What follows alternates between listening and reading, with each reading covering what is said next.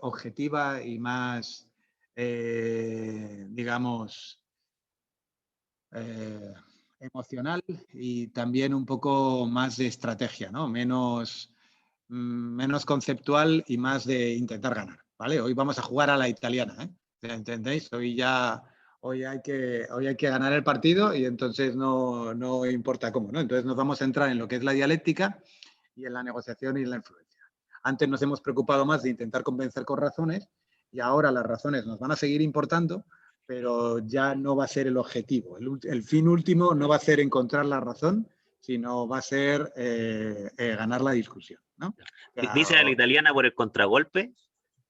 No, por el catenaccio, digamos, a los italianos nunca les ha importado jugar bonito al fútbol, además siempre lo han reconocido. Claro. Pero bueno, los italianos ahí los tienes, con 4 mundiales ganados. Sí. Por eso que nosotros a la italiana decimos es como defensivo, que solamente aguantan y después contragolpe y gol. O sea, no juegan bonito, simplemente les interesa ganar. Eso, y ellos se dedican a defender bien, a destruir al contrario y al final ganar el partido. Y eso han ganado muchas mundiales y muchas Eurocopas de esa manera, ¿no? Por lo tanto, realmente es una estrategia que funciona. Oye, si hay algún italiano aquí o algún fan de la selección italiana, que conste que lo digo con todo mi respeto y admiración. Nosotros con envidia, por lo menos ustedes tienen un mundial, nosotros no tenemos ninguno. Sí, no, pero nosotros tenemos un mundial después de hacer el ridículo en muchísimos mundiales, por lo tanto, tuvimos que jugar muy bien para ganar un mundial. Aquello fue bastante. Y en cambio los italianos, ¿no? Es decir, que al final es verdad que es lo que cuenta, en este caso de cara a una discusión, ¿no? Entonces hoy, si lo veis aquí, lo que vamos a hacer es que nos vamos a entrar en la dialéctica erística, ¿vale? Fundamentalmente, pero bueno, si hablando de dialéctica, todo el mundo entiende que es el arte de llevar la razón, ¿no? El de discutir sin preocuparnos de la verdad, ¿no? Pero digamos desde un punto de vista de debate. La parte final de la clase ya va a ser un poco ya desde un punto de vista de negociación pura y dura, que no tiene que ser ni debate ni nada, sino estaría vista, por ejemplo, desde una negociación o una reunión de trabajo. Esto, digamos, la parte de dialéctica que os voy a dar, estaría todavía dentro de lo que sería técnicas que se pueden esgrimir en un debate y que, por ejemplo, podríais utilizar en los debates que vamos a tener en las 3 próximas sesiones, ¿vale? Entonces, lo que yo os quería comentar en esta diapositiva fundamentalmente es que tenemos que dejar claro lo que hemos visto hasta ahora, que es la búsqueda de la verdad objetiva, del convencer con razones, con buenas razones, con argumentos, que es, digamos, toda la parte relacionada con la lógica, nos vamos digamos, un poco a lo que sería el convencer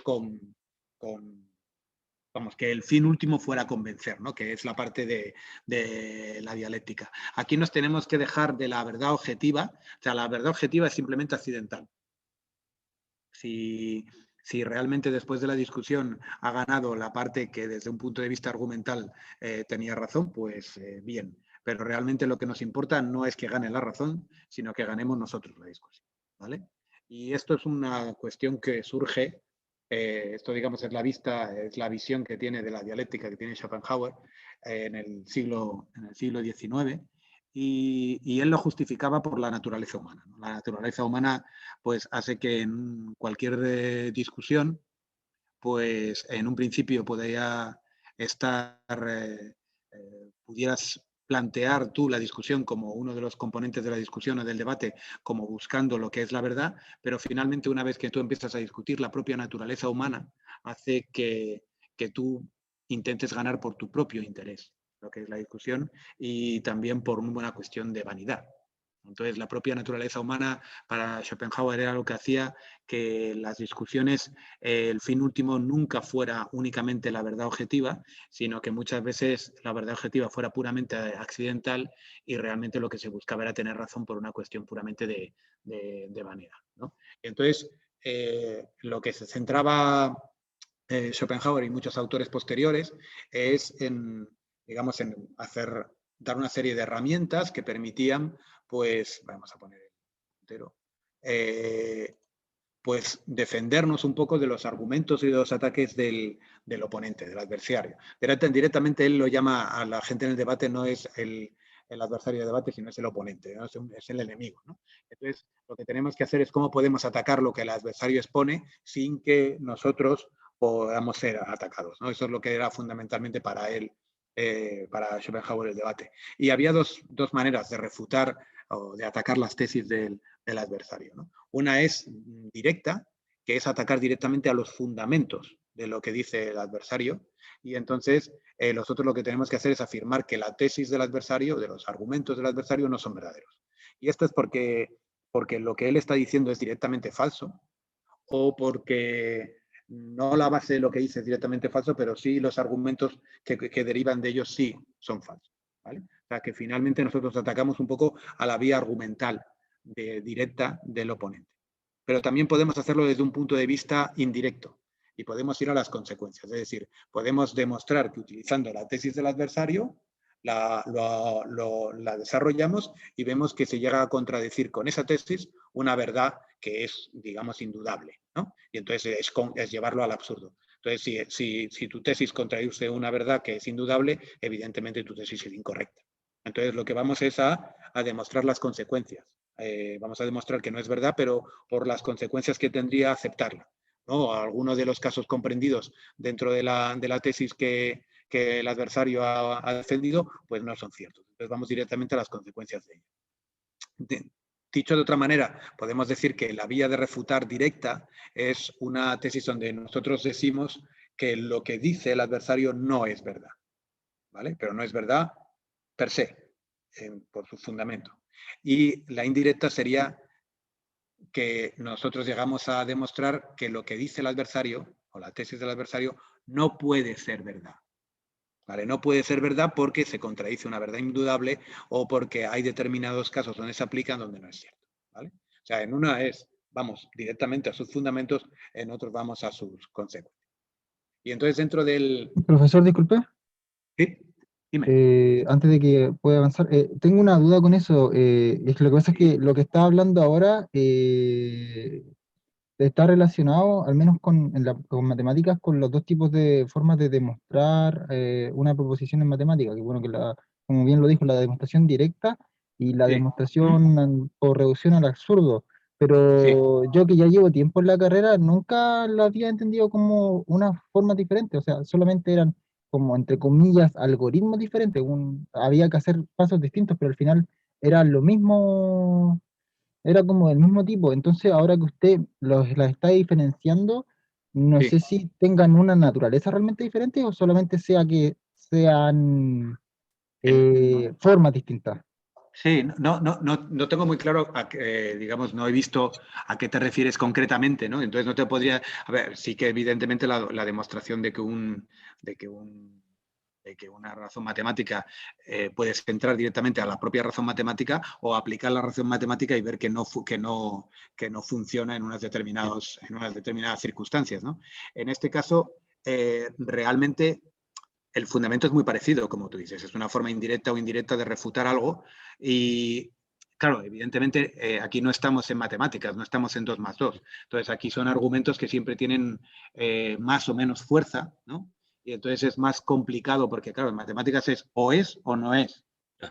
Como se había dicho, en las argumentaciones y sobre todo cuando tú utilizas, digamos, argumentos inductivos, los argumentos tienen fuerza, pueden tener mucha fuerza o poca fuerza.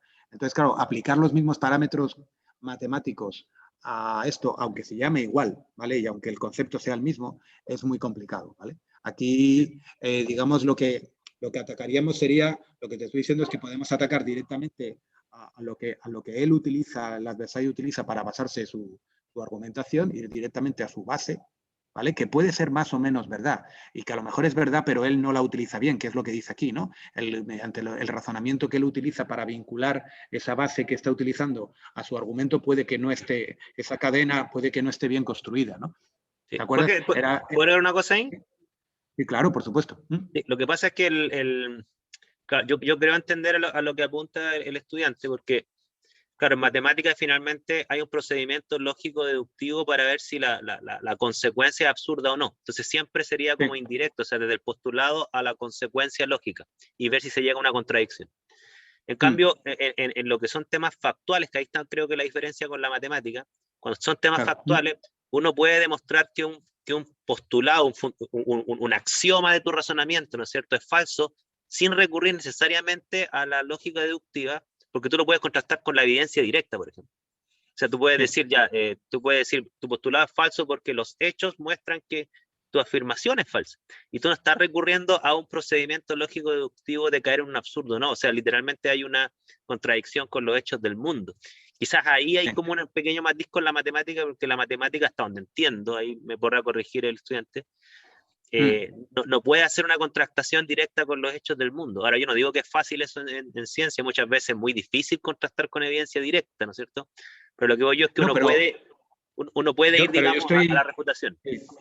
Yo entiendo lo que dice lo que dice el estudiante cuando, en el sentido de que muchas veces, bueno, pues se han desarrollado teorías y no se han demostrado que la teoría no es falsa hasta que la teoría no se ha contrastado contra un determinado problema, porque a lo mejor ha demostrado ser correcta para determinadas situaciones, ¿no? Hasta que de repente se le pone un determinado test de estrés en una determinada circunstancia y en esas circunstancias es cuando se demuestra que no funciona. ¿Vale? Claro. Y entonces, aunque hubiera funcionado en circunstancias correctas, si no funciona siempre es que la teoría per se no es correcta. Claro. ¿Vale? Entonces, sí que en ese sentido se podría, ahí yo entiendo lo que él comenta en ese sentido, ¿no? El que sería en las consecuencias de la teoría. Empezar a aplicar la teoría, a ver si en todas las situaciones en las que las aplica, la teoría cumple. Si de repente hay una en la que no cumple, pues la teoría no es correcta porque su fundamento no puede ser correcto porque debería cumplir siempre. ¿Me entiendes? Esa sería una forma indirecta de demostrarlo. Pero no tengo muy claro aquí, desde un punto de vista filosófico, si las formas son, como en hilo a la pregunta del alumno, si podemos decir que son dos formas diferentes o no. Al final estás demostrando que la argumentación y que la tesis del adversario es incorrecta. Y igual ocurre con una cuestión matemática. Cuando tú puedes a lo mejor, digamos, desde un punto de vista de corolario, demostrar que el teorema que la teoría es correcta, pero sí que es verdad que luego se aplica a una situación que incluso a lo mejor no se había generado esa situación todavía cuando se desarrolló la teoría, que es lo que ha pasado con muchas cosas de la física, que luego se han utilizado posteriormente, han satisfecho todo lo que había en ese momento, pero de repente se descubren nuevas cosas, se aplica la teoría y se ve que la teoría esas cosas no las puede explicar. Y entonces es cuando colapsan teorías y se tienen que ir a nuevas. Entonces yo creo que es bonita el paralelismo, la verdad es que no lo había pensado. Es muy bonito el paralelismo, pero no sabría decir exactamente si, como tú dices, son naturalezas diferentes o no de demostrar una afirmación matemática. Gracias, profe. Como comentario final a esto, me parece súper enriquecedor porque los debates que yo mantengo con mis compañeros en la universidad o cualquier cosa, al menos como somos personas de matemáticas, lo hemos mantenido desde esta perspectiva, pensando que la reducción al absurdo que podemos hacer en matemáticas es la misma reducción al absurdo que podemos hacer en general. Y quizá hemos sido un poco obscenos y hemos errado en ese sentido. Y es bueno, imagino que fue buena esta intervención, al menos para mí. Gracias. No, encantado. Y escúchame, si has estado debatiendo con tus compañeros sobre capaz de llevar una teoría de matemática del absurdo y todo esto, nunca te habrás equivocado. O sea, el que seáis capaces de llevar ese tipo de discusiones y plantearlas nunca es incorrecto, porque además realmente lo que vosotros estabais diciendo es una cuestión puramente desde un punto de vista de enunciado. ¿Vale? Al final, la cuestión es si demostrar, como hemos dicho, que una teoría matemática o un argumento es falso. Me da igual que sea falso su base o su aplicación o sus consecuencias, ¿no? Al final lo importante es demostrar que es falso. Y aquí en este caso, cuando tú haces una discusión, lo importante es eso, es demostrar, con que seas capaz de demostrar que la argumentación que hace el contrario no se cumple en un caso concreto, ya eres capaz de desmontar esa argumentación, igual que en una teoría matemática o física. Por lo tanto, eso es lo que queríamos decir aquí. Y esto es quizá probablemente la forma más práctica de desmontar un argumento, porque ir a los fundamentos es muy complicado. Normalmente eso es básico y los fundamentos de un argumento de una persona que tiene un determinado nivel, los fundamentos van a ser correctos, ¿no? Es muy difícil que alguien ya, digamos, desde la propia base de su argumentación sea completamente incorrecta. Eso sería que no ha preparado bien el debate o que no ha preparado bien la discusión o que es una persona que no tiene ni idea del tema. Suponiendo que estamos discutiendo con gente que tiene un determinado nivel, es muy raro que esto se cumpla, ¿vale? Y entonces, si la mayoría de las veces en una discusión, la manera de desmontar las teorías del contrario es decir, sí, yo estoy de acuerdo con lo que usted dice, pero si usted aplica esto al caso concreto de esto, veremos claro que se verá claramente que no puede funcionar y por lo tanto su argumento no es correcto. ¿Me entendéis? O sea, es la forma más fácil de desmontar un argumento es de irnos desde un punto de vista indirecto, ¿no? El encontrar situaciones donde lleva al absurdo y por lo tanto no es correcto per se. Entonces, avanzando un poquito, pues Schopenhauer dentro de toda digamos, os lo he puesto el libro, os lo he puesto digamos, en las recomendaciones de lectura. Además es un libro que es muy, muy barato. Y es complicado de leer, porque es verdad que es complicado de leer, es del siglo XIX.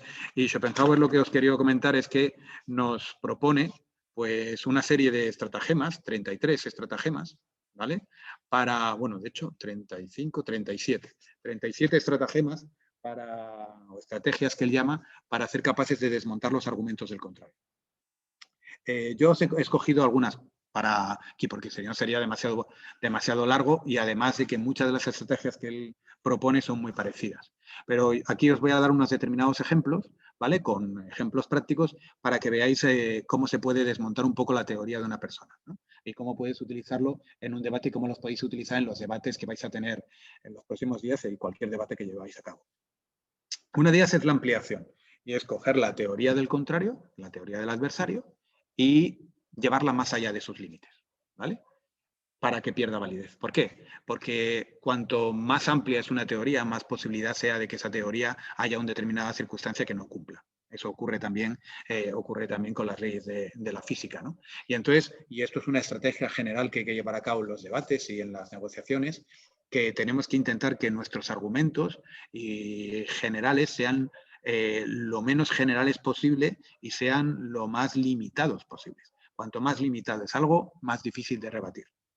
Cuanto más amplio es algo, más fácil es de rebatir, ¿vale? Entonces, por ejemplo, un caso puede ser, pues imaginaos, ¿no? Estamos con una discusión con un colega mío cuando estamos generando planes de estudio, ¿no? Y yo puedo decir en un claustro, se deberían incluir asignaturas relacionadas con la oratoria en la educación secundaria en España o en el grado en química en la Universidad de Oviedo, ¿no? Y entonces, contra esto que yo estoy proponiendo, que tiene mucho sentido y que estoy proponiendo una cosa concreta, ¿no?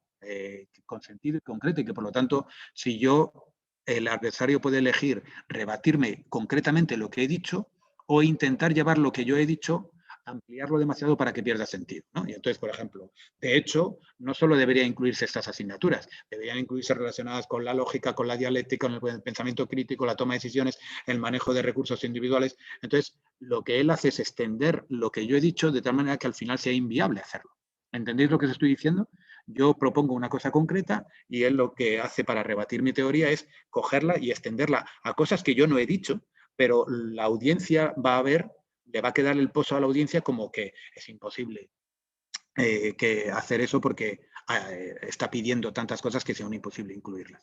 ¿Entendéis? Entonces, yo cojo la teoría del contrario y la extiendo de tal manera que al extenderla pierda sentido, ¿vale?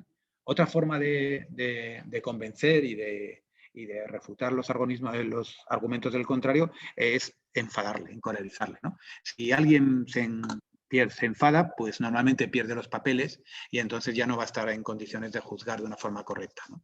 Entonces, tenemos que ser hábiles en un debate y ver no solo cuando se enfada el adversario, sino cuando muestra incomodidad. Y eso sí que se puede detectar.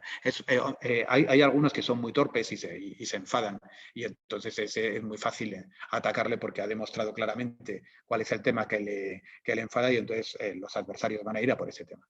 Pero esto es muy obvio, pero esto no es tan obvio. Y esto sí que se nota y hay que ser inteligente cuando alguien no está cómodo con un tema. Y si no está cómodo con un tema, pues entonces lo que hay que hacer es sacar ese tema continuamente de tal manera que le estemos aumentando digamos, la incomodidad del adversario, ¿no? esto es una estrategia agresiva, ¿no? Pero que, bueno, se puede utilizar. Imaginaos, por ejemplo, una discusión de una empresa que está el servicio de entregas y el servicio de gestión, ¿no? Y entonces el servicio de gestión le dice al servicio de entregas, oye, estás haciendo las entregas a destiempo y esto nos está generando problemas con los clientes. Entonces, a partir de ahí, el servicio de entrega puede defender su trabajo en las entregas o puede atacar a la persona que está diciendo que el servicio de entregas no funciona, ¿vale? Al otro servicio, al de gestión. Y entonces decía, no, nosotros entregamos a tiempo. El problema es tuyo porque lo que no tienes es capacidad para hacer una gestión y esa gestión es la que nos está llevando. Entonces encontráis, yo no justifico, yo no doy explicaciones sobre los retrasos de las entregas que estoy teniendo, ¿vale? Y en vez de hacer eso, lo que estoy haciendo es atacar al contrario al servicio de gestión, echándole completamente la culpa a él. ¿Qué ocurrirá? Que normalmente el servicio de gestión va a perder los papeles y entonces la discusión se va a embarrar y el dato fundamental importante, que era que el servicio de entregas lo estaba haciendo mal y estaba haciendo entregas a destiempo, al final queda, digamos, encubierto en una discusión. ¿Entendéis lo que os digo? Entonces, puntos donde realmente nos podían pillar fácilmente si yo logro que enfadar al adversario y que el adversario entre a una discusión conmigo, al final la audiencia no va a tener muy claro dónde leer el principio de esa discusión y al principio, que es que yo no hago las entregas a tiempo, va a pasar a un segundo plano, ¿vale? Luego también podemos cambiar de tema. Esto, cuando vemos que el argumento del adversario es muy sólido y parece que nos va a ganar la discusión, pues entonces lo que se puede hacer pues, son cambios de tema que pueden ser más o menos sutiles, ¿vale? O sea, pueden ser cosas tan obvias como decir, sí, yo creo que tengo usted razón, pero por otro lado, y entonces lo que haces es cambiar completamente de tema, ¿vale? E intentar que la audiencia vaya contigo al tema que le estás llevando y sacar la discusión del otro tema que era donde tenía el adversario un argumento muy fuerte, ¿vale? O sea, que cuando veáis que el adversario está desarrollando un argumento fuerte, intentar cortarlo cuanto antes de que lo termine de desarrollar del todo e intentar desviar del tema. ¿Vale? Si el adversario es suficientemente hábil, intentará llevarlo otra vez a su argumento, pero bueno, ahí está el, digamos, el kit de lo que es la discusión. ¿Vale? Luego, otra digamos, estrategia que funciona muy bien es plantear alternativas radicales o absurdas. ¿Vale? Si yo quiero que mi contrario, el adversario con el que estoy discutiendo, acepte una tesis mía, lo que puedo hacer es poner la contraria a mi tesis que sea absolutamente un absurdo y si le doy a elegir, como no va a poder escoger el absurdo, va a tener que al final darme la razón con mi tesis. ¿Entendéis lo que os estoy diciendo? Es algo como, por ejemplo, imaginaos que queremos que el adversario admita que una persona tiene, el adversario que puede ser, por ejemplo, un trabajador, que en una empresa hay que hacer todo lo que el jefe le indica, ¿no? Entonces tú puedes llevarlo de una forma, lo puedo llevar al absurdo. Es decir, si yo quiero que me reconozca esto, le puedo decir, porque se debe obedecer a la autoridad en la empresa, porque si no, ¿qué tenemos que hacer? Desobedecerlo, entrar en la anarquía absoluta en la empresa. Y entonces, claro, como el otro se ve obligado a elegir entre anarquía y seguir al jefe en todo, pues al final va a darte la razón porque es, digamos, menos malo seguir al jefe en todo que la anarquía total.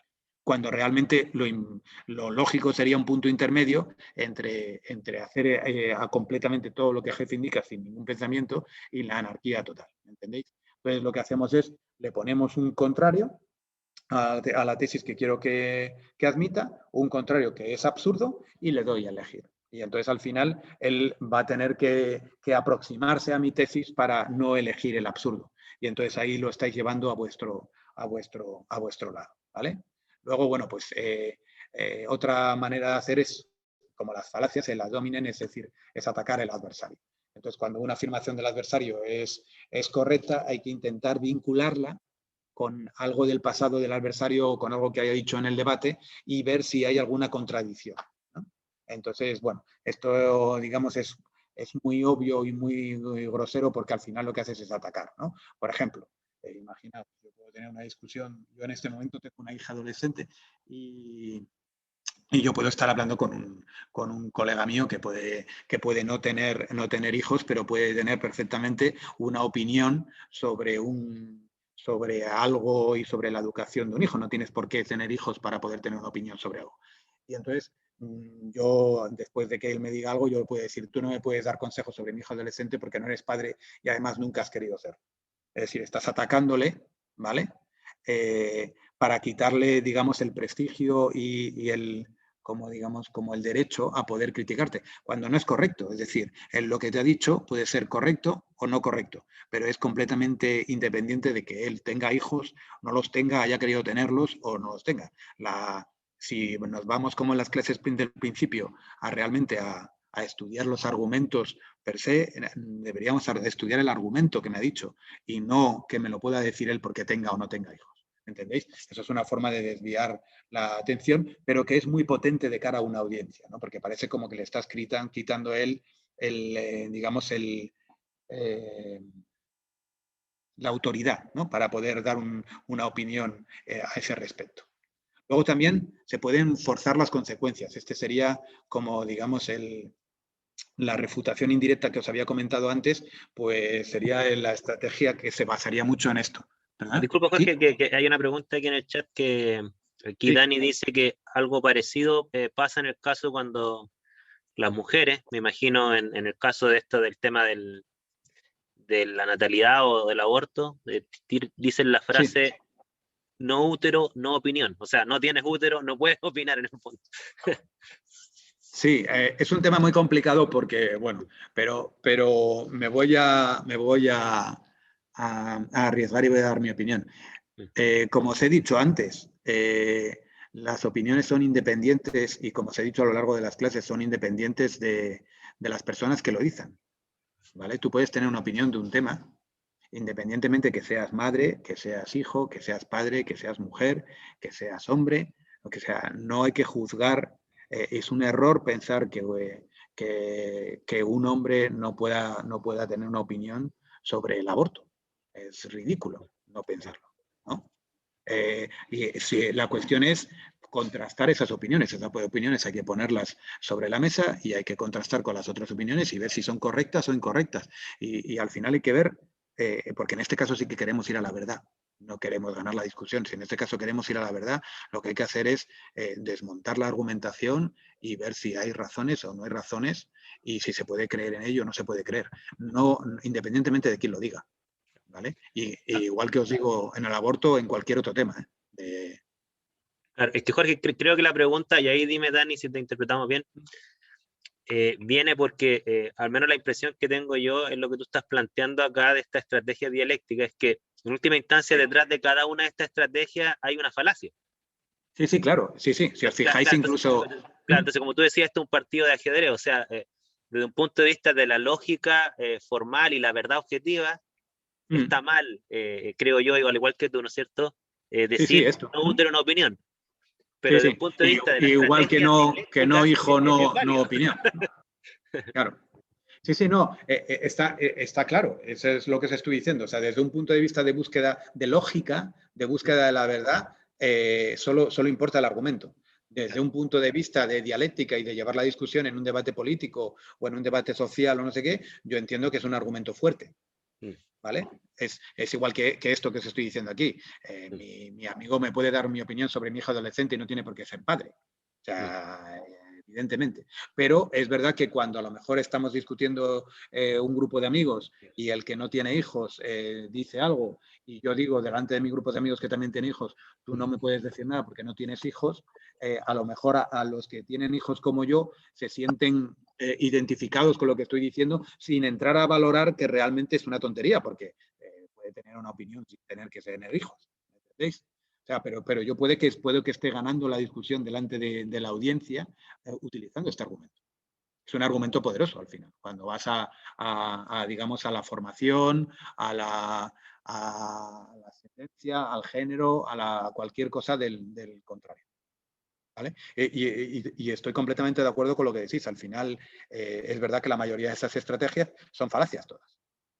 ¿Vale? Entonces son formas de estirar digamos, la posibilidad en una discusión para forzar, digamos, el tener razón, ¿no? Y aquí es igual, el forzar indirecto, pues eso, imaginaos, aquí ya cambiando un poco de tema en cuanto a, por ejemplo, del amor, entonces, imaginaos, estamos hablando sobre qué es el amor, ¿no? En un tema dialéctico que podría ser, ¿no? Usted dice que amar es entregarse, y entonces, que bueno, que es una frase, bueno, además de que puede ser más o menos bonita, pues estaríamos casi todos de acuerdo que es verdad, ¿no? Pero entonces yo lo que puedo hacer es formar las consecuencias y intentar quitarle la razón a esa persona. Porque entonces digo, pero si amar es entregarse, esto nos va a conducir a perder nuestra propia identidad y sobre todo a perder independencia y por lo tanto sería como una especie de esclavitud.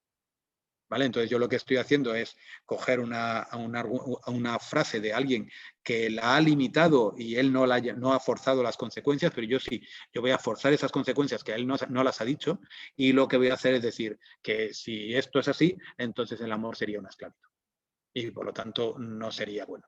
¿Entendéis? Es una forma, a ver, todos los ejemplos que os estoy poniendo son ejemplos muy forzados para que lo entendáis, pero entendéis el ver cómo él simplemente dice algo que es correcto porque tiene dentro de su mesura es correcto, pero es incorrecto cuando yo lo intento llevar y forzar sus consecuencias hasta el final. Lo que pasa es que él no lo dijo de esta manera. Pero si yo al final le estoy quitando razón al argumento que le doy. Entonces, todo esto, acordaos, no es que sean lógica, es formas de convencer sin tener razón, ¿vale? Otra forma, y esta es muy poderosa también, es plantear muchas preguntas y en desorden, ¿no? De tal manera que el adversario, esto lo hacen mucho en los debates políticos, el adversario al final no sabe por dónde llega y es muy difícil prevenirse, ¿no? Por ejemplo, imaginaos que el adversario nos indica que podemos aprobar el presupuesto que hemos presentado en una empresa. Yo he presentado un presupuesto arriesgado, un presupuesto grande en el año que viene, porque dice que ese presupuesto es demasiado arriesgado en unas épocas tan inciertas, políticamente hablando, desde un punto de vista de gobierno como las que tenemos ahora. Y entonces yo puedo decir, pero ¿cuál es la política fiscal que tiene el presidente, que tiene el gobierno actual? Es que va a subir los impuestos, va a subir la gasolina. Entonces él se tiene obligado a decir, pues no sé si va a aumentar. En principio, ya sabéis que todos los gobiernos siempre dicen que no van a aumentar los impuestos. Bueno, en principio no van a aumentar los impuestos, pero bueno, si no van a aumentar los impuestos, ¿cómo nos afectarían? Tenemos que aumentar los precios, si no va a subir la gasolina y no va a subir los impuestos. Dice, bueno, no realmente, ¿no? Porque, claro, a lo mejor alguno de nuestros clientes en concreto, digo, bueno, pues, entonces al final aquí ya la has pillado. Digo, bueno, pues sí, nos estás diciendo que no nos va a afectar porque no va a haber una subida de impuestos, no va a haber una subida de gasolina, este presupuesto entonces no es un presupuesto de rasgado, sino que es un presupuesto para seguir creciendo. ¿Entendéis? Yo lo que he hecho ha sido meterle en preguntas, muchas preguntas, que muchas veces no tiene mucho sentido, porque le estoy preguntando sobre la política fiscal del futuro cuando él me está hablando de un presupuesto actual. Pero yo lo que hago es intentar que él me responda a unas preguntas que no me puede responder y al no poderme responder parece que me está dando la razón, cuando realmente yo estoy llegando a esta conclusión sin haber demostrado nada. Es decir, este presupuesto que yo estoy presentando puede ser muy arriesgado independientemente de que lo suban los impuestos o no. Pero como yo lo he vinculado a la subida de impuestos y él no me ha podido garantizar que los impuestos van a subir, parece que eso de repente demuestra que el presupuesto no es arriesgado, cuando realmente no es eso lo que se ha demostrado. ¿Vale? Porque el presupuesto era grande independientemente y era arriesgado independientemente de que subieran los impuestos o no. Pero al final la discusión es la que es y al final parece que no hay ningún riesgo. ¿Me entendéis? Entonces, esto es ser hábil en una discusión y eso es ser hábil en un debate y es intentar llevar para que al final parezca que tu argumento, que tu propuesta es la que tiene más sentido, sobre todo más sentido que la otra, ¿no?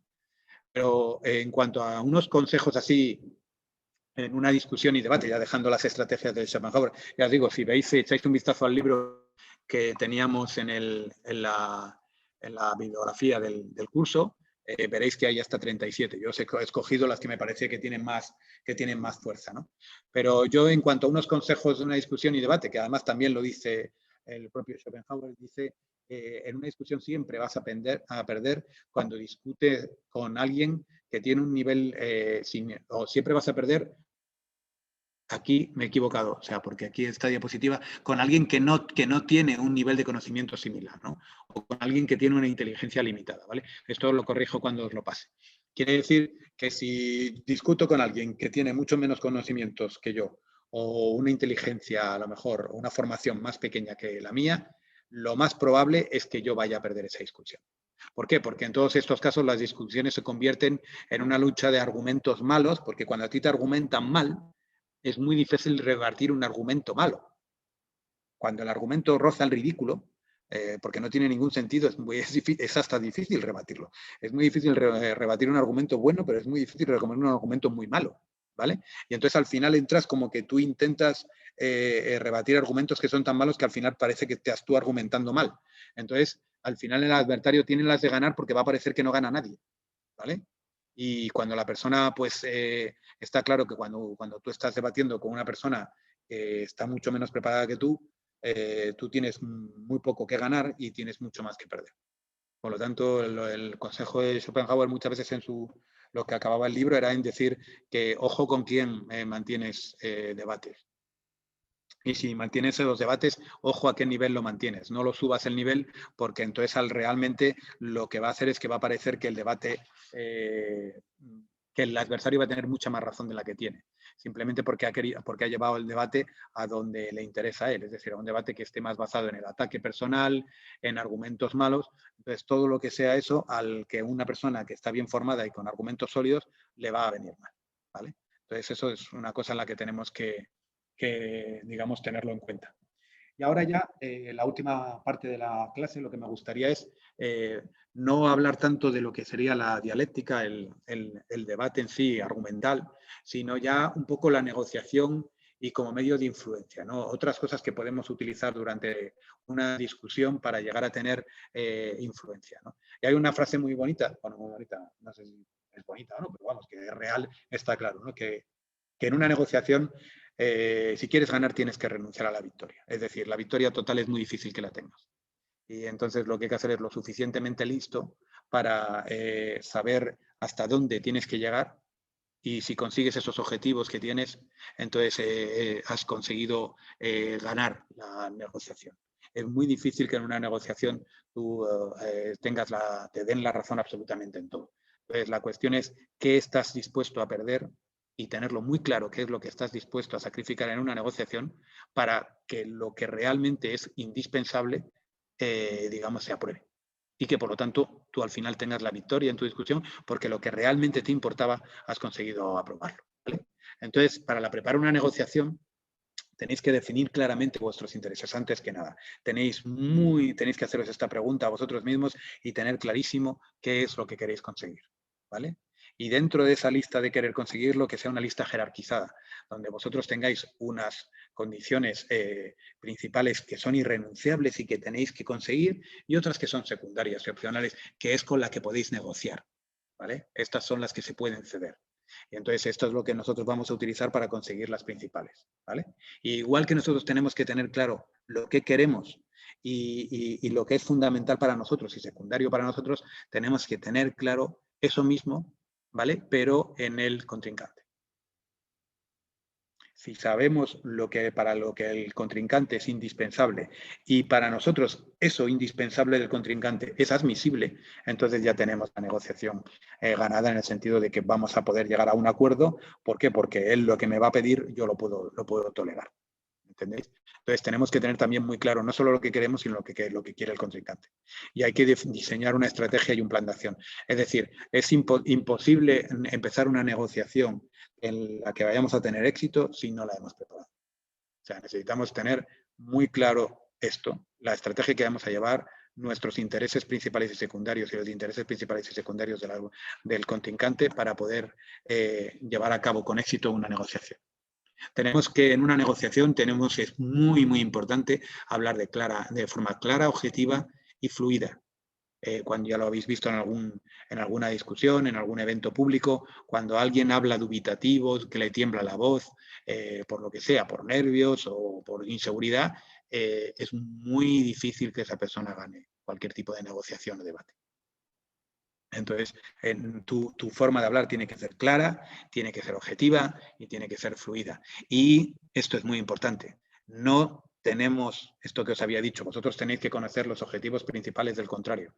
Bueno, pues evidentemente lo que tenéis que hacer es proteger vuestros objetivos principales, es decir, que el contrario no sepa vuestros objetivos principales. Vosotros tenéis que conseguir averiguarlos de él y que él no averigüe los tuyos, porque una vez que conozca tus objetivos principales, sabe hasta dónde se puede tirar de la cuerda.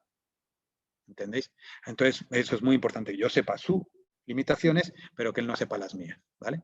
Y luego aquí es importante que tenéis claro que al final lo que importa es el bien común de que la negociación salga lo que realmente me importa y que por lo tanto no os enroquéis en determinadas posiciones. Está claro que ser flexible y por lo tanto acceder a determinadas cosas no significa que se hayan abandonado los objetivos principales, ¿vale? Es muy importante también en una negociación en cuando hacer una pausa y decir, bueno, pero entonces hasta aquí estamos de acuerdo en que vamos a hacer esto, esto y esto.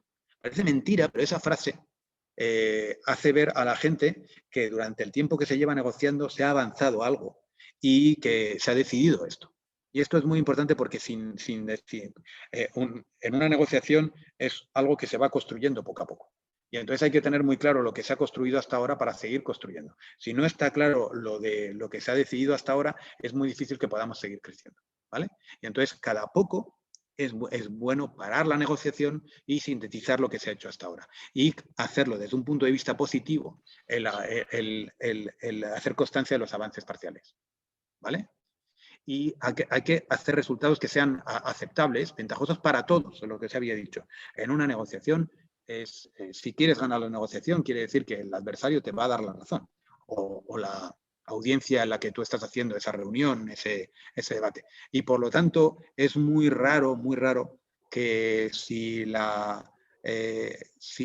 el contrario no gana algo en esa negociación, se vaya a aceptar únicamente cosas tuyas, ¿vale? Desde un punto de vista. Entonces tienes que perseguir, e incluso tú mismo, perseguir objetivos del contrario que no sean lesivos para ti, que no sean malos para ti. ¿Por qué? Porque de esa manera le podrás decir al contrario que has aceptado parte de lo suyo. Entonces hay que ser muy rápido, ser muy capaces de identificar objetivos del contrario que tú seas capaces de aceptar y que incluso te vengan bien, para rápidamente decirlo y venderlo como que se los estás dando. Y posteriormente, nada más decir eso, empezar a pedir los tuyos, porque parece que has dado tú y que por lo tanto estás esperando que ahora él dé, ¿vale? Entonces, eso es muy importante, que nosotros estemos cediendo, ¿vale? Como os había dicho aquí, como se dice aquí al final, que nosotros cedamos y subrayar de una y otra vez que estás cediendo algo. Ya, pero recuerda que yo he dejado esto, que me interesaba mucho, aunque no te interesaba tanto. Pero tú recuérdalo, la discusión, ¿vale? Porque al final es una cuestión, es una partida. O una partida de ajedrez, una partida de cartas, decirlo como queráis, y al final hay que ganarla, ¿vale?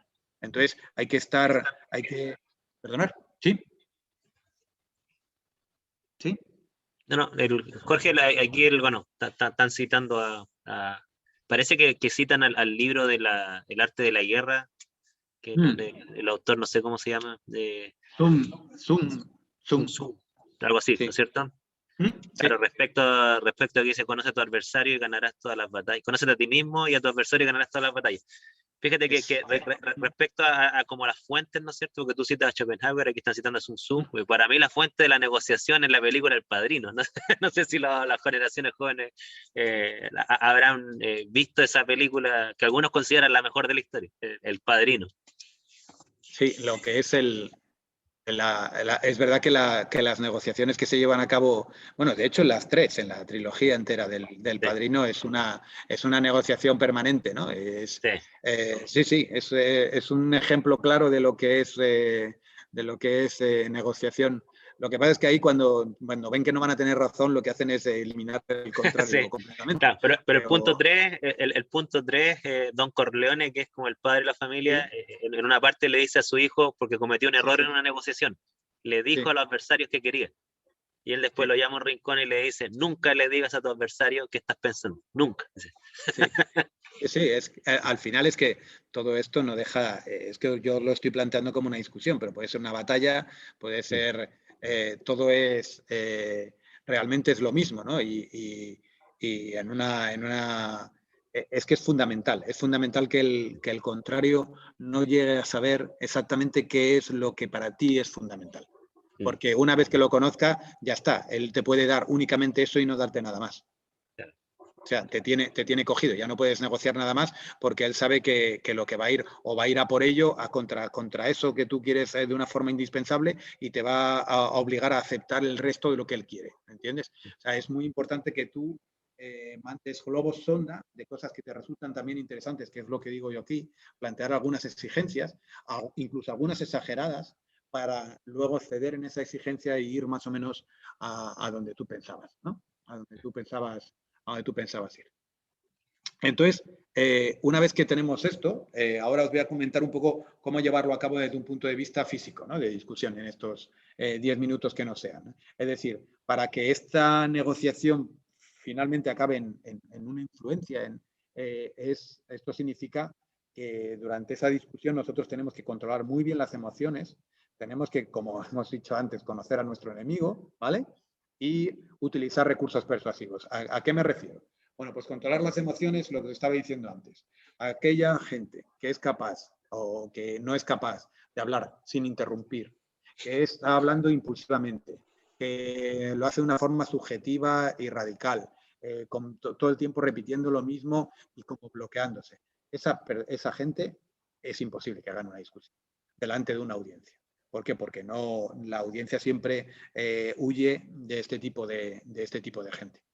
¿Vale? De esta gente que no tiene ningún respeto, al contrario, que está continuamente interrumpiendo, que está continuamente diciendo lo mismo una y otra vez, que es subjetivo, radical. Eso realmente, cuando estás en una audiencia formada, que lo que busca es una búsqueda de la verdad más o menos, vale, todo el mundo tiene su subjetividad, pero una búsqueda de la verdad más o menos, esto es muy difícil que se lleve a cabo. En cambio, ¿qué ocurre? Que cuando tú llegas a la discusión con serenidad, empiezas a hablar despacio, reduciendo las emociones, ¿vale? Con estrategias, ¿eh? Porque eso no quiere decir, yo lo que os estoy diciendo aquí no quiere decir que una persona nerviosa no pueda llevar a cabo un debate o no pueda llevar a cabo una negociación con éxito. Lo que pasa es que probablemente la persona nerviosa tenga que utilizar alguna técnica de respiración, relajación o trucos que tenga para controlar sus emociones. Porque en una discusión de este tipo, empresarial, de debate, no se pueden perder los papeles. El que pierde los papeles ha perdido. ¿Vale? Y entonces, si a ti te cuesta controlar tu temperamento, lo que tienes que hacer es técnicas, que tú tengas estrategias que tú mismo puedas aplicar para que a ti te ayuden a relajarte y a mantener el control. Porque si pierdes el control, pierdes en la discusión. ¿Vale? Entonces, y además tienes que estar recordando continuamente cuál es tu objetivo fundamental. No pierdas de vista el objetivo fundamental. Porque eso es lo que puede hacer el contrario, puede intentar llevarte a otros sitios y parece que al final estás discutiendo sobre cosas que realmente no te interesan cuando tu objetivo principal es otro. Es decir, en una discusión, en una negociación compleja, es muy importante que tú no pierdas de vista tu objetivo. Y, como hemos dicho antes, si ese objetivo además no lo manifiestas para que el contrario no lo sepa, entonces mejor, ¿vale? Hay que escuchar atentamente y no interrumpir, es muy... queda muy mal delante de una audiencia que tú digas una cosa y digo, no, si eso ya te lo había comentado yo antes. Entonces, es como que no estuvieras escuchando, eso queda muy mal también delante de la audiencia y evitar dar valoraciones subjetivas que se ve claramente que no tienen, que simplemente tu punto de vista parcial, y eso también delante de una audiencia no funciona, ¿vale? Por lo tanto, es importante la forma, no solo el qué decís, sino la forma en que decís, ¿vale? Luego hay que empatizar. Lo que se había dicho en toda negociación, lo importante, si quieres ganar, lo importante no es la victoria total, lo importante es ganar. Y para ganar una negociación, normalmente el adversario tiene que quedar medianamente satisfecho. Para que el adversario sea capaz de decirte y darte la razón en lo que tú quieres, él tiene que haber ganado algo. Es muy raro que una persona se conforme perdiendo todo, ¿vale? Por lo tanto, si tú eres capaz de conocer, como hemos dicho, a ese adversario, sus intereses, sus motivaciones, tienes que intentar que se sienta a gusto. Y lo que tienes que hacer es, si al final le has concedido 2 o 3 cosas de las que para ti no eran importantes, ¿vale? pero lo que tienes que hacer es pues dejarle claro a él que él, oye, pues no te quejes también, porque está claro que a ti te interesaba esto, al final vamos a hacer esto también. Es decir, dale a él cancha, dale como decir, para que él pueda salir de la discusión o de la negociación con una situación digna. Si él sale de una situación digna, podrás acabar la discusión siendo tú el ganador, porque él no se sentirá perdedor del todo. Es muy difícil que alguien te dé la razón si al final darte la razón completamente significa que él pierde del todo. ¿Vale? Entonces, tenemos que ser capaces de maquillar el resultado final de tal manera que el adversario no sea perdedor total, porque eso nos permitirá que nos dé la razón, que es lo que finalmente queremos. ¿Vale? Y luego, pues utilizar recursos persuasivos. ¿Vale? Entonces, aquí a la hora de hablar, pues estos son posibles recursos persuasivos que podemos utilizar: lenguaje directo, breve y concreto, respetar y aludir la opinión ajena, sostener la mirada de una forma expresiva, soltura de movimientos, que no estés agarrotado, la voz expresiva, que seas capaz de cambiar de tono, utilizar las manos. Todo esto son recursos persuasivos que tenemos que utilizar y que tenemos que utilizar en función de la negociación y la discusión. Es decir, al principio, cuando yo quiero afirmarme y quiero, digamos, rápidamente conseguir que mis objetivos fundamentales se cumplan, ¿vale? Es decir, quiero tener el control de la negociación, lo que utilizaré será un lenguaje directo, en primera persona. Frases breves y concretas. Acordaos, cuanto más habléis, más posibilidades hay de que dejéis abierta alguna puerta para que puedan atacar vuestro argumento. ¿Vale? Argumentos al principio, sobre todo al principio, breves y concretos. Si intentáis explicar algo muchísimo, probablemente en algún momento de esa explicación que estáis dando, estéis dejando alguna puerta abierta para que os ataquen. Al principio, sobre todo, los enunciados tienen que ser breves y concretos. Tenemos que ser capaces de sostener la mirada de una forma expresiva, que se vea control. Nada de huir la mirada, nada de mirar para abajo, nada de mirar completamente los papeles. Hay que mirar al adversario, hay que mirar a la audiencia. ¿Vale? Los movimientos también tienen que ser sueltos. Se nota perfectamente quién está agarrotado y la sensación esa de agarrotamiento no suele transmitir buenas sensaciones a la audiencia. ¿Vale? Entonces, hay que practicar, y si queréis practicar esto. Yo, por ejemplo, a los chicos aquí en la asignatura que damos aquí en Oviedo, lo que hago es les grabo muchas veces durante los debates, durante las discusiones, y ellos se ven. Y muchas veces me han dicho mucha gente, es que yo no sabía que daba esa imagen durante la discusión o durante la exposición pública que hago. Porque es muy bueno grabarte. ¿Por qué? Porque te das cuenta de que tú estás pensando que estás dando una determinada imagen y no es lo que estás dando. Tú tienes que, pues si tú una vez que te ves grabado te das cuenta de que hay gestos que haces que manifiestan ese agarrotamiento, esa incomodidad, y que finalmente se transmite esa incomodidad a la audiencia, lo que tienes que hacer es ver qué es lo que tú haces para intentar evitarlo. ¿Vale? La mejor forma es grabarse. Y ver también las manos, como hace. Hay gente que mueve mucho las manos, hay gente que no mueve nada las manos y habla así, que eso tampoco es bueno. Es decir, al final tienes que conseguir un equilibrio, y la forma mejor de hacerlo es lo que os he dicho, es grabaros, hacer unas defensas delante de vuestros compañeros, o hacer algún debate entre vosotros, os grabáis y verte a ti mismo. ¿Vale? Y los propios compañeros te dicen, mira, ves, esto que haces a mí me transmite esto. Porque muchas veces lo que tú tienes una opinión que es subjetiva, pero a lo mejor la mayoría tiene otra opinión y lo que tú piensas que transmite tranquilidad no transmite tranquilidad. ¿Vale? Por eso también es bueno el que tú te grabes, lo discutas con la gente, con tus colegas, con tu gente que quiere tu bien y que por lo tanto te da consejos buenos, y que te diga, bueno, pues mira, esto que tú haces aquí realmente no transmite, o transmite lo contrario de lo que quieres transmitir. Eso es importante. Entonces, y lo que os digo, sobre todo, al principio de la negociación, autoafirmación con esto, ¿vale? Cuando vemos que hemos conseguido los objetivos principales que queremos, cuando hemos cedido un poquito en los objetivos secundarios para que el adversario sienta que no ha perdido del todo, pues entonces buscamos una postura más de conciliación y más de alcanzar un acuerdo. ¿Vale? Entonces aquí ya no vamos a utilizar la primera persona que hemos utilizado antes, vamos a utilizar el plural.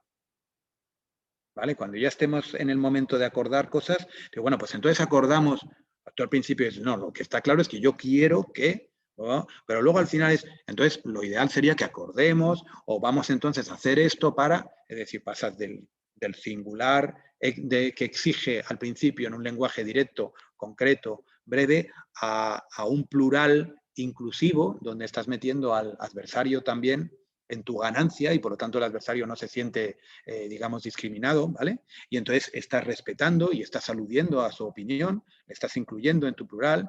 Aquí ya puedes hablar de una forma más pausada, ¿vale? Sin mantener tanto tiempo la mirada y sin resultar tan agresivo. Y bueno, pues hay que, bueno, pues es lo que he dicho, proponer que las soluciones que estás proponiendo, que son las soluciones que a ti te interesaban porque eran los objetivos fundamentales que hemos dicho al principio, ¿vale? Que sean lo más integradores posibles y que suenen lo más integradores posibles, aunque sea lo que tú querías, pero que sea lo más integrador posible para, digamos, que la audiencia y el adversario sienta bueno, que es una sensación en la que es un win-win, en la que todo el mundo gana y en la que, por lo tanto, bueno, pues se podrá concluir la negociación de una forma satisfactoria. ¿Vale? Aquí tenéis un libro también que es bastante interesante. Además, tienes incluso alguna forma de acceder en YouTube a verlo, de los secretos de la ciencia de la persuasión, que a lo mejor si le echáis un vistazo os puede resultar interesante. Y yo creo que con esto acabaría lo que sería la clase, ¿vale?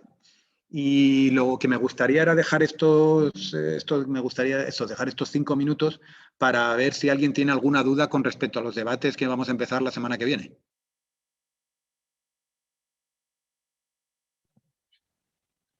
¿Dudas, consultas? Voy a ver el chat, que no lo había visto hasta ahora. Sí, el Sun Tzu es el Conócete a ti mismo. Sí, esto está claro. El arte de la guerra, y ese libro tiene, no sé cuántos cientos de años, pero esto tiene mucho. O sea, todo esto está todo muy conocido, ¿vale? Le cambiaste el nombre al chino, pues no sé si se escribe así, pero me suena que es ese nombre, ¿eh? Sí.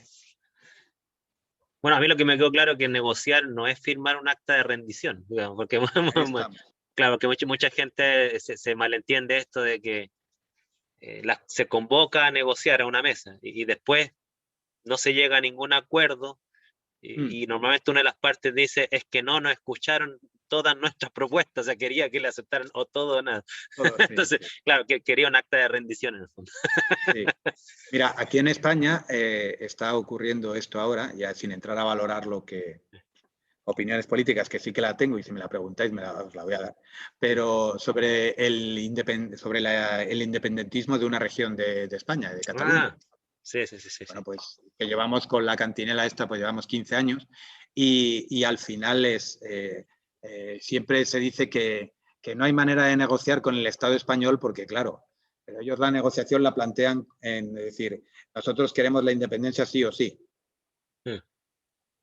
Digo, nosotros negociamos, pero negociamos para ver cómo llevamos a cabo la independencia. Claro. ¿Vale? Entonces, directamente es que ya no, la negociación está truncada desde el principio porque dice, no, yo no estoy aquí para negociar esto, yo estoy aquí para decirte cómo vamos a hacerlo.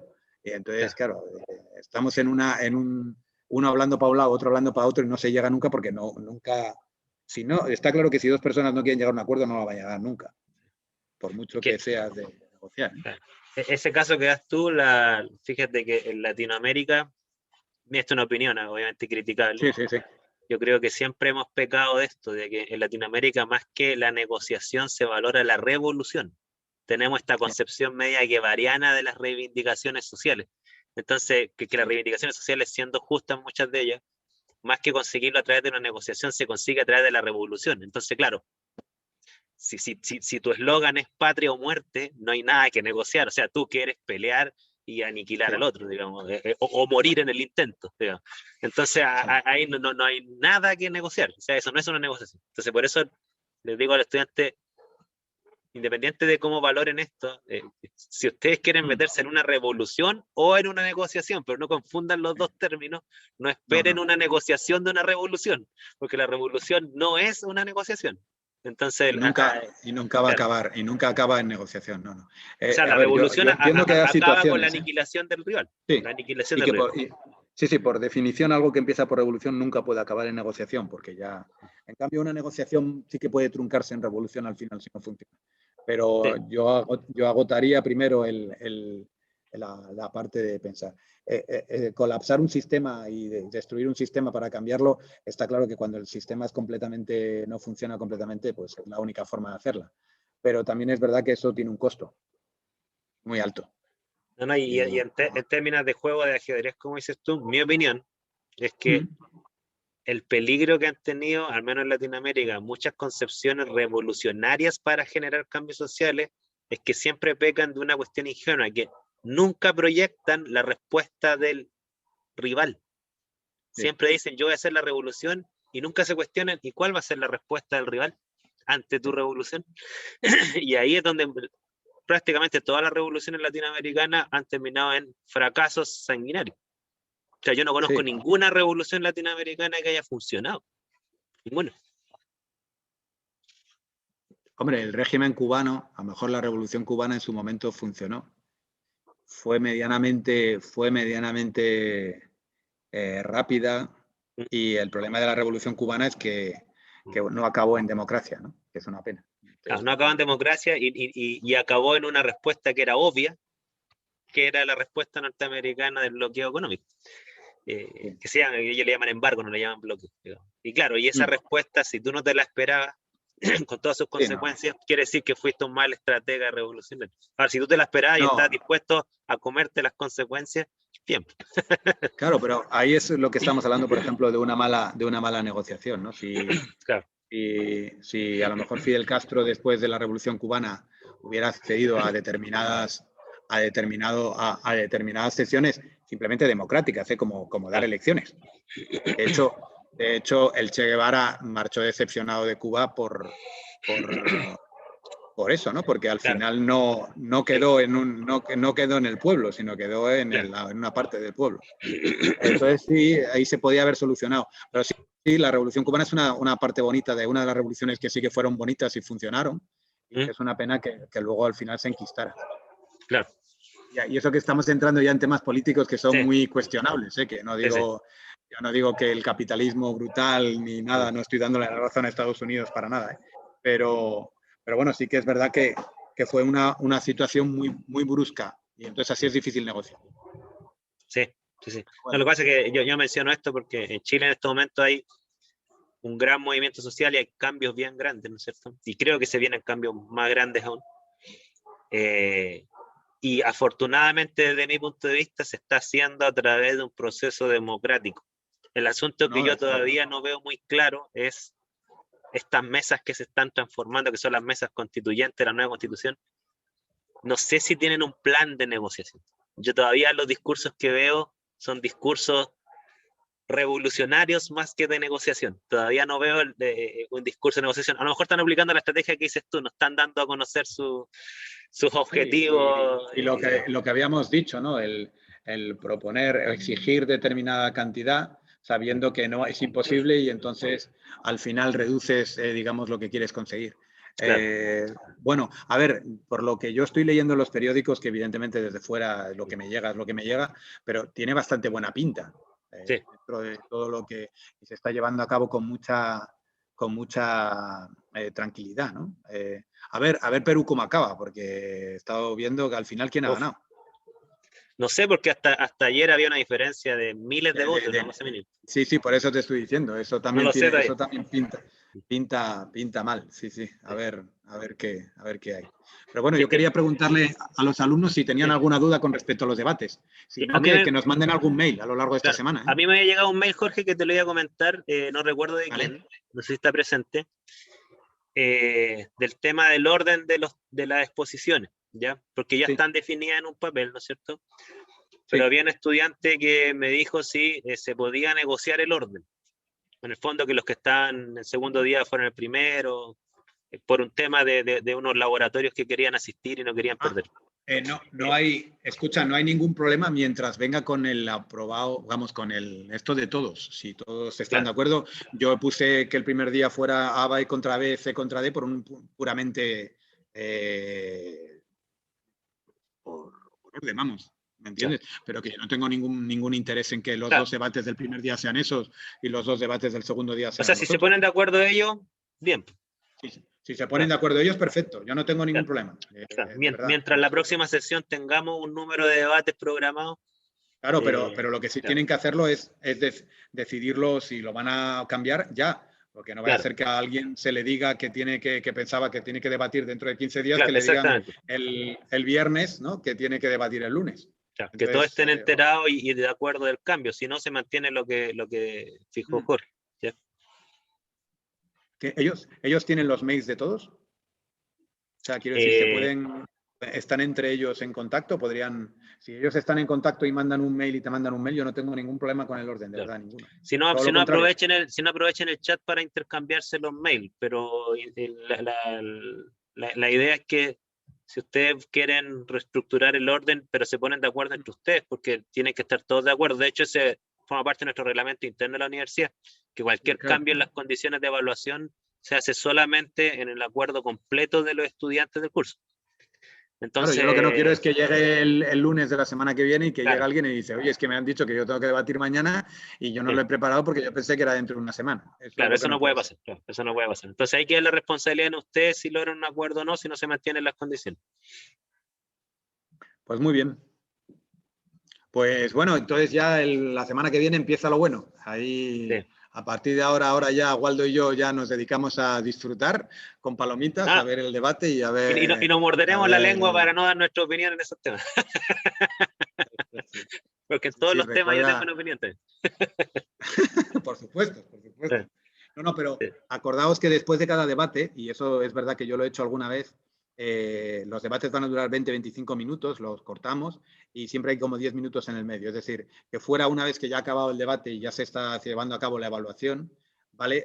Ahí sí que luego se puede continuar o dar la puerta a que los que han estado evaluando el debate puedan también decir algo, ¿no? Ha habido alguna clase, ha habido algún debate que ha empezado que ha durado media hora y luego nos hemos quedado 1 hora y media debatiendo, los otros grupos han entrado y al final ha quedado como un debate. Hay cosas que se generan realmente discusiones interesantes. A ver, Dani, ojalá nos pasen. Claro. Dani pregunta si deben tener las cámaras prendidas. Los que debaten, sí. Los que debaten, sí. Los que estamos evaluando, es decir, hay 2 grupos que debaten y otros 3 que no debaten, ¿vale? Los que evalúan no tienen que tener las cámaras encendidas, tienen que estar rellenando el papel que os di de evaluación, que eso ya lo prepararé para dárselo a cada uno, un Word, y entonces cada uno tiene que, en ese Word, rellenar la plantilla de evaluación que os he dicho. Claro. Entonces, nunca va a haber más de 6 cámaras encendidas, que son los 3 de a favor y los 3 de contra. Claro, recuerden que hay que evaluar también el tema de la expresión corporal, el tema de las manos, las gestos, entonces... Es por una necesidad, no un capricho nuestro de pedir la cámara, sino que tiene que ver con lo que decía Jorge, de también la expresión corporal, las pausas, ¿no es cierto?, las miradas. ¿Ya? Sí, es una pena que no sea presencial, porque eso presencial en los debates cuando son presenciales se nota más. ¿Vale? Bueno, de todas maneras, cualquier duda que tengáis, contactar con Waldo conmigo sin problema. Claro. ¿No tiene cámara? ¿Hay alguien que no tiene cámara? Claro, si hay alguien que no tenga cámara, claro, ahí tendríamos que ver si es que te puedes conseguir, si no tendríamos que ahí ver con Jorge cómo lo hacemos, ¿ya? Por el tema de la falencia, y si te la consigues, Franco nos dice, ¿ya? Si no te la consigues, nos avisas que no te la conseguiste y ahí tenemos que discutir con Jorge cómo vamos a evaluar esa parte que no podría hacerla ya por no culpa tuya, sino que por falta de mérito, ¿ya? Sí. Pero qué raro, ¿no? Que no te funciona la cámara del portátil, Franco. Es una aplicación de Android que me permite usar el celular. Sí, bueno, eso es importante que recuerden que el Zoom también se ejecuta por Android, ¿ya? De hecho, yo he hecho clases por la cámara del celular. Yo ahora estoy en el computador, pero se puede ocupar la sala la cámara del celular. Ahora, si no tienen cámara en un computador ni en el celular, claro, ahí nos avisan porque ahí entendemos que es un tema de falencia de recursos que tenemos que ver, pero el Zoom funciona en el celular. Yo lo he probado, ¿ya? Sí. Así que, por favor, recurran a eso. Sí, sí. ¿Ya? Sí, yo estoy seguro que entre los chicos que hay de la clase, seguro hay alguno que controla mucho más que nosotros dos Sí, sobre sí. cómo pueden hacer esto y se puede. Pero sí Sí. que, evidentemente, el micrófono lo necesitáis seguro, porque si no, Sí. no es posible. Y, hombre, la cámara no es real. Si no se puede, no pasa nada, no es penalizable del todo, pero es verdad que vais a tener mucho menos recursos, ¿no? Claro. Pero repito, pueden hacer toda la clase a través del celular. Muy importante eso. O sea, de hecho funciona bien. Yo antes hacía las clases a través del celular por la estabilidad que me da el celular en términos del Wi-Fi. ¿Ya? Así que lo pueden hacer por el celular. ¿Ya? Cualquier problema nos avisen.